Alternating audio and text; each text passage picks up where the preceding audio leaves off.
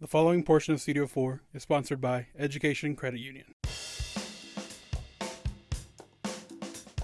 Welcome back, everybody, to Studio 4. I'm back at WT, and we're having a great time today. We're talking a little bit about residential living, and I've got my good friend Ashley here. She's here to tell us a little bit about the differences in residential living and kind of what your students need to know before they come on campus. Very nice to see you today. Tell us, what is residential living? So residential living is one of the offices on campus that is completely focused on students. We want to make sure that they have a home away from home when they come from different places, whether it's a different city, different state, even for some different countries. We just want to make sure that they feel included and that they belong and they have somewhere to call home away from home. All righty, now we got to make sure we say residential living. That's the official title. Okay. What makes it different from, let's say, an apartment or something like that someone might find on a campus?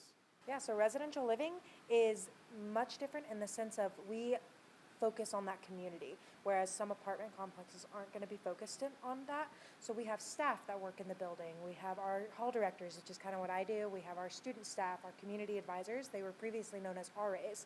So a lot of people might know who they are, but they're in charge of programming. They're in charge of talking to our students, making sure that they know what they're doing. Some people may have not known how to do laundry before they got here, so they're in charge of making sure, hey, do you need help adjusting to college? Do you need help with your classes, finding things on campus? We really want to serve as a resource for these students. That way they know what they're doing and they know that they always have somebody they can turn to. Perfect. Now, talking about that resource, it really can be a big change going from home or somewhere else to coming on campus. So tell us, what are some of the pitfalls we need to avoid when sending our students to WT? So when you send them to WT, one of the things that is kind of unique about us is we are such a small school, but at the same time we have one of the most beautiful campuses in my opinion. But because of that, and we have a lot of greenery and a lot of trees, it can get kind of confusing if you're trying to figure out where you're going, and our residence halls are no exception. Sometimes it's hard to figure out exactly where you are. Don't be afraid to ask. Everybody here at WT, whether they're wearing maroon or they're wearing a WT shirt, we're all friendly people. We're all wanting to help you, make sure you know where you're going.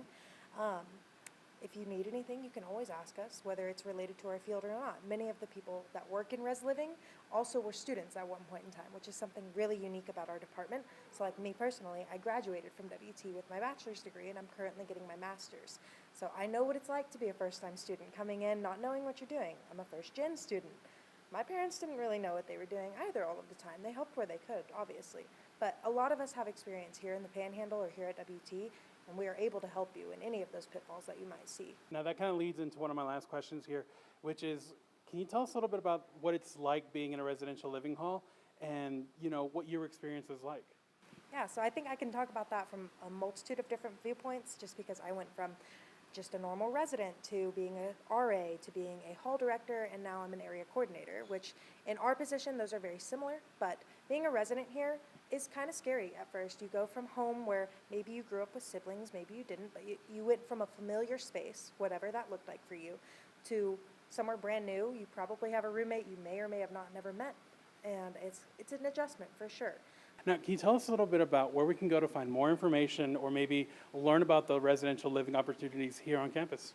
Yeah, so on the WTAMU website, if you just go to that website, under the student life section, we have our own section called residence halls. And so you can look on there. We have many different sub-tabs, so you can look at all of our halls individually. You can look at our rates. You can look at our different types of people we've got living in the halls. And if at any time you just wanted to call our office, our number is 806-651-3000. Perfect. Well, thank you so much for joining us today, and thank you for letting us come out to WT. I'm going to go ahead and send it back to Brave. We got more Studio 4 on the way. Keep it here. The preceding portion of Studio 4 is sponsored by Education Credit Union.